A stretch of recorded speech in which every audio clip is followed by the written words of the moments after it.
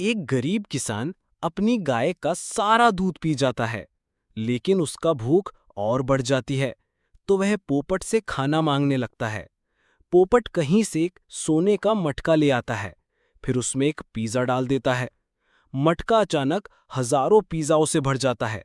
अब भूखा किसान खूब सारे पिज़्ज़ा खा लेता है, लेकिन ज्यादा पिज़्ज़ा खाने से किसान का पेट दर्द होने लगता है।